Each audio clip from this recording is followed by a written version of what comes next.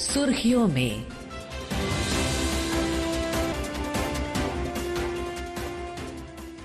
ये आकाशवाणी है। प्रस्तुत है कार्यक्रम सुर्खियों में। इसके अंतर्गत सुनिए यूपीआई क्रांति, डिजिटल भुगतान में विश्व में अग्रणी भारत पर चर्चा। इसमें भाग ले रहे हैं आर्थिक विश्लेषक शरद कोहली। कार्यक्रम का संचालन कर रहे हैं हर्ष रंजन। भारत में कई क्रांतियां हुई हैं, जैसे श्वेत क्रांति, हरित क्रांति, लेकिन आज का जो दौर है जिसे पूरी दुनिया स्वीकार कर रही है वो है लेन देन, नकदी लेन देन की क्रांति। बात कर रहे हैं हम यूपीआई यानी यूनिफाइड पेमेंट इंटरफेस की। 2 बटन दबाए, पैसा ट्रांसफर किया और इसी तरीके से पैसा ले भी लिया। हाल ही में इंटरनेशनल मॉनेटरी फंड ने सबसे तेजी से डेवलप कर रहा, ग्रो कर रहा रिटेल डिजिटल पेमेंट में भारत का नाम पूरी दुनिया में सबसे आगे रखा है। और हमें याद भी है कि जब G20 की बैठक हुई थी तो उसमें खास तौर पर जो हमारे विदेशी मेहमान थे, सबने यही कहा था कि यूपीआई पेमेंट्स में भारत ने एक कमाल कर दिखाया है जो पूरी दुनिया के लिए एक सबक है। और आज का विषय यही है और इस पर बातचीत करने के लिए हमारे साथ आर्थिक विशेषज्ञ शरद कोहली जी मौजूद हैं। शरद जी, बहुत बहुत स्वागत आपका। नमस्कार, सभी श्रोताओं को मेरा सादर प्रणाम और आपको भी। आपकी सबसे पहली टिप्पणी कि लोग ये पहले कहते थे कि भारत बाद में काम करता है, दुनिया के पश्चिम देशों में पहले वो चीज हो जाती है, लेकिन यूपीआई पेमेंट के मामले में तो भारत ने उल्टी गंगा बहा दी है। बिल्कुल हर्ष, बल्कि यूपीआई के अब तो बहुत सारे ऐसे मामले हैं जब भारत ने पीछे छोड़ दिया है वेस्ट को, जिसका आप जिक्र कर रहे थे। अब वो जमाना लद गया जिसको बोलते हैं कि भारत पीछे रहता था। मुझे लगता है यूपीआई, बिल्कुल आपने ठीक कहा, एक क्रांति की तरह आया है और जिस प्रकार से इसमें ट्रांजैक्शंस होते हैं और जो इसकी पहुंच है उसने वाकई में पूरी दुनिया को हैरान कर दिया, ना केवल भारत में। और कुछ हम जो लोग आंकड़ों में इंटरेस्ट रखते हैं, सिर्फ 2 आंकड़े का मैं जिक्र करूंगा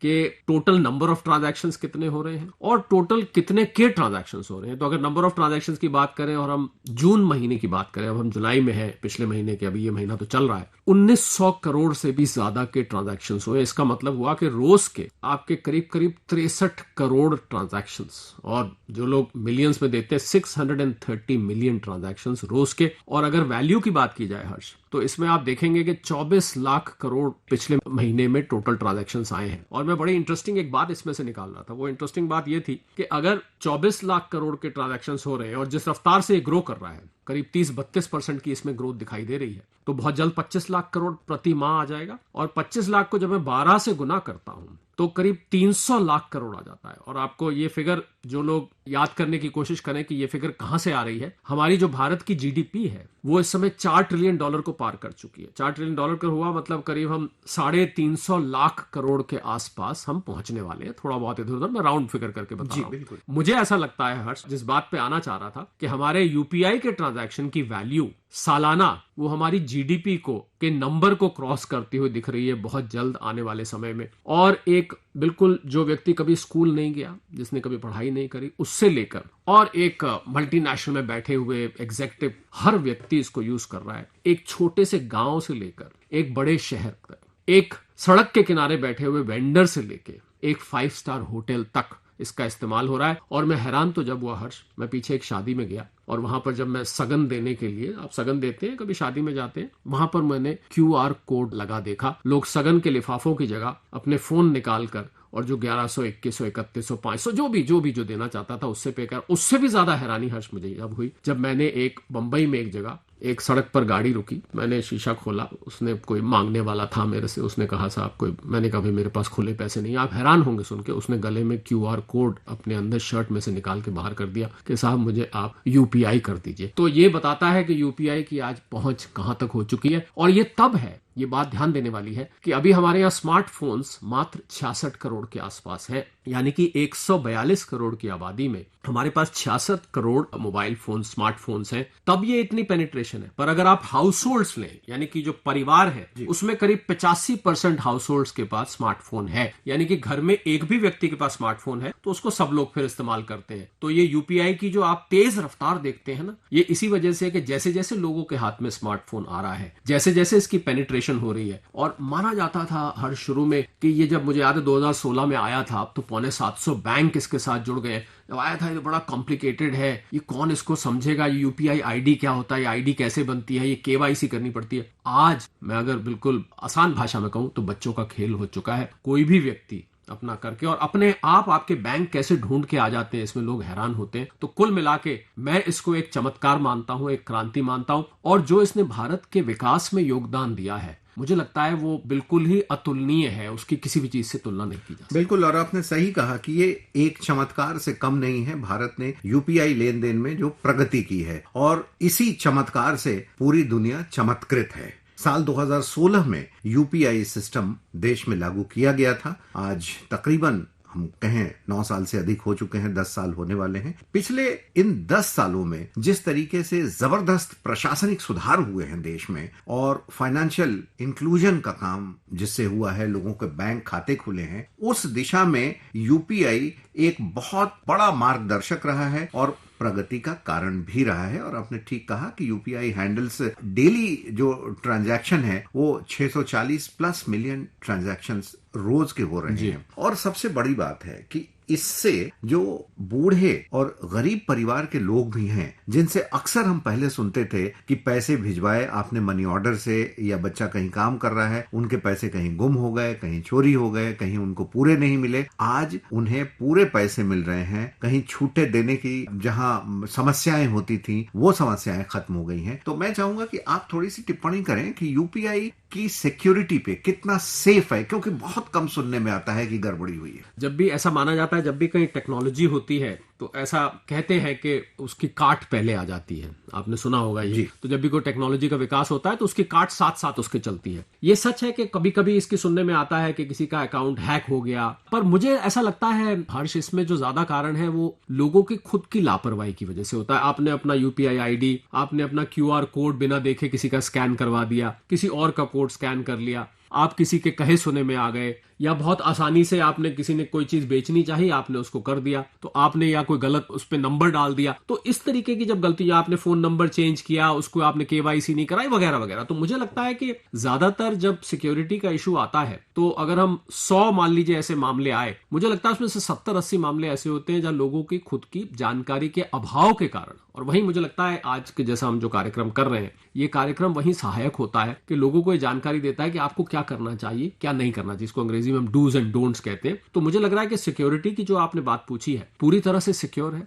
national payment corporation of India NPCI इसको चलाता है, रिजर्व बैंक और वो दोनों मिलकर इसको कंट्रोल करते हैं। 750 बैंक्स इसमें है, और जैम ट्रिनिटी जिसको हम कहते हैं, जनधन, आधार, मोबाइल, मुझे लग रहा है इन तीनों चीजों ने यूपीआई को भी बढ़ावा देने में बहुत मदद किया है। जनधन अकाउंट, फाइनेंशियल इंक्लूजन की आप बात कर रहे थे, जिसको हम वित्तीय समावेश कहते हैं, जो आप लेके चलते हैं सबको साथ में, तो फाइनेंशियल इंक्लूजन इससे बढ़ा है। इससे इकोनॉमी की फॉर्मलाइजेशन बढ़ी है, यानी कि जो लोग कैश में पहले ट्रांजैक्शन करते थे, जो बिजनेस में करते थे, शायद कम लोग जानते हैं कि इस समय 6.5 करोड़ बिजनेस संस्थान इस समय यूपीआई से पेमेंट लेते हैं। और मजे की बात यह है कि हम MSMEs जिनको कहते हैं, माइक्रो स्मॉल मीडियम एंटरप्राइजेस, उनकी गिनती भी लगभग 7 करोड़ के आसपास है। इसका मतलब जितने भी MSMEs हैं, ज्यादातर वो इस समय यूपीआई से पेमेंट लेते हैं। तो मुझे सिक्योरिटी का कोई कंसर्न इतना बड़ा नजर नहीं आता है। आपने बिल्कुल ठीक कहा, बहुत कम मामले सुनने में आते हैं, और जो सुनने में भी आती है ज्यादातर उसमें यूजर की खुद की लापरवाही की वजह से हो जाता है। ऐसा नहीं हुआ कि किसी ने आपके यूपीआई अकाउंट को हैक कर लिया।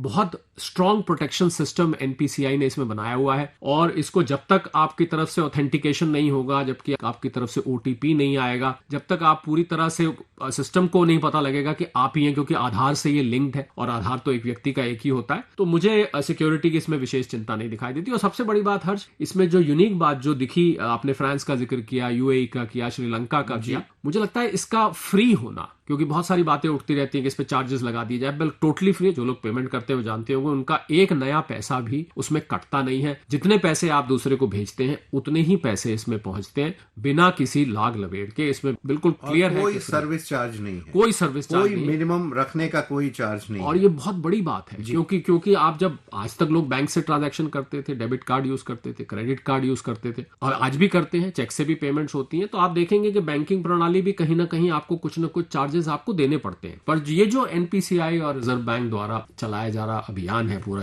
मैं इसको अभियान बोलता हूँ, क्योंकि ये एक ऐसी चीज है जिसने क्रांति लाके खड़ी कर दी है। तो मुझे लगता है ये इसका टोटली फ्री होना इसका बहुत बड़ा प्लस पॉइंट है। और हम 10 रुपए की भी पेमेंट करते समय हिचकिचाते नहीं है। हमको पता है 10 रुपए दे रहे हैं तो 10 रुपए ही दूसरे के पास पहुंचेंगे और मुझे उसकी कोई कॉस्ट नहीं देनी पड़ेगी। और शरद जी, साथ ही प्रधानमंत्री नरेंद्र मोदी ने साइप्रस में ये कहा है कि पूरी दुनिया में जो डिजिटल ट्रांजैक्शंस होते हैं उसका 50% भारत के माध्यम से ही, हम कह सकते हैं वाया इंडिया ही होता है। आइए सुनते हैं क्या कहा। आज विश्व का 50% डिजिटल ट्रांजैक्शन भारत में होता है। फ्रांस जैसे कई देश इससे जुड़े हैं। साइप्रस को भी इससे जुड़ने के लिए बात चल रही है और मैं इसका स्वागत करता हूं।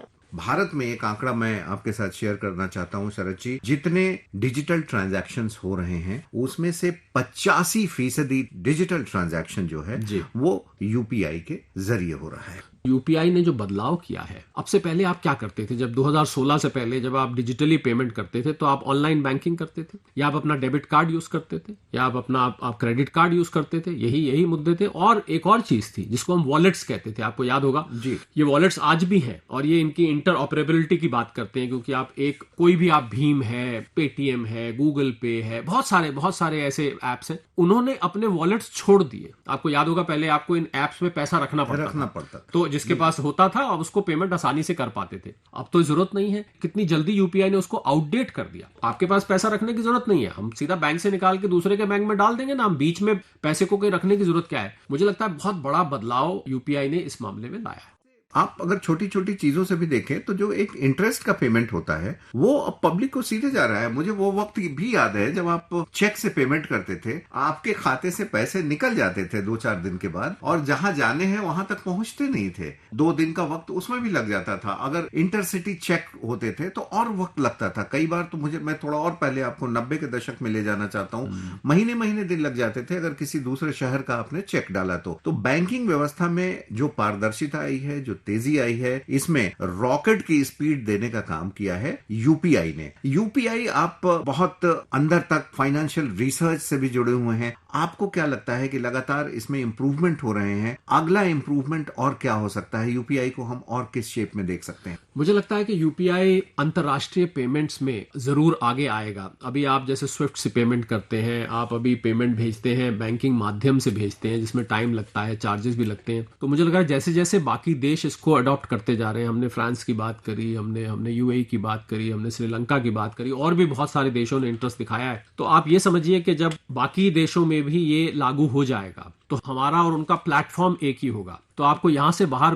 पेमेंट भेजनी, हालांकि अभी भी है ये सुविधा, पर अभी लिमिटेड तरीके से है। तो मुझे लग रहा है एक वो बहुत बड़ा बदलाव आने वाला है कि आपको, और जैसे जैसे यूपीआई आप देख रहे हैं इसमें वैल्यू एडिशन हो रहा है। अब आप यूपीआई लाइन ऑफ क्रेडिट शुरू हो गया है, इसमें आप यूपीआई के जरिए अब अगर आपको लोन चाहिए तो आपको यूपीआई लाइन ऑफ क्रेडिट जिसको कहते हैं वो लोन आपको आसानी से मिल जाता है। मैं अगर यूपीआई का पर्यायवाची इस्तेमाल करूं तो सबसे अच्छा पर्यायवाची बनता है आसान। मुझे लगता है ये ऐसा आसान है जो सब आसानी से समझ सकते हैं कि जब यूपीआई अगर कहीं आएगा, किसी भी फाइनेंशियल टेक्नोलॉजी में आएगा, चाहे वो फॉरेन की पेमेंट्स में आए, चाहे वो लाइन ऑफ क्रेडिट में आए, तो मुझे लग रहा है ये आसान शब्द उसके साथ जुड़ जाएगा। तो जहां जहां यूपीआई जाता जाएगा, ये जो यूपीआई की अच्छी वायरस है आसानी की, ये आसानी की वायरस उसके साथ साथ चलेगी, और जहां यूपीआई जाएगा उस चीज को आसान बना देगा। ये ऐसा मुझे नजर आता है, और इसमें पॉसिबिलिटीज, संभावनाएं असीमित है, क्योंकि आप जैसे जैसे ये इवॉल्व कर रहा है, जैसे जैसे ये उभर के आ रहा है, आप देखिए 2016 का यूपीआई और आज 9 साल बाद, 10 साल बाद का यूपीआई में आपको अंतर दिखाई देता है। और मजे की बात इसमें मैंने ये देखी हर्ष, के ये अंतर आपको कोई किताबों में नहीं पढ़ना पड़ता है। आप जब अपना ऐप खोलते हैं, यूपीआई ऐप खोलते हैं जिस भी प्लेटफॉर्म से, आपको सडनली दिखता है अरे ये काम तो मुझे पहले वहां से करना पड़ता था, इस काम के लिए तो मुझे कॉल करना पड़ता था, इस काम के लिए तो मुझे ये करना पड़ता था। आप देखते हैं कि वो उसके साइलेंटली पीछे जो रिसर्च चल रही है, चुपचाप जो रिसर्च चलती है, वो अपने आप अब सब काम कर लेता है। शरद जी, आपका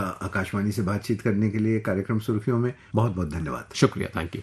अभी आप सुन रहे थे यूपीआई क्रांति, डिजिटल भुगतान में विश्व में अग्रणी भारत पर चर्चा। इसमें भाग ले रहे थे आर्थिक विश्लेषक शरद कोहली। कार्यक्रम का संचालन कर रहे थे हर्ष रंजन। यह कार्यक्रम आकाशवाणी के समाचार सेवा प्रभाग द्वारा प्रस्तुत किया गया। इसे आप हमारे mobile app news on AIR और YouTube channel news on AIR official पर भी सुन सकते हैं।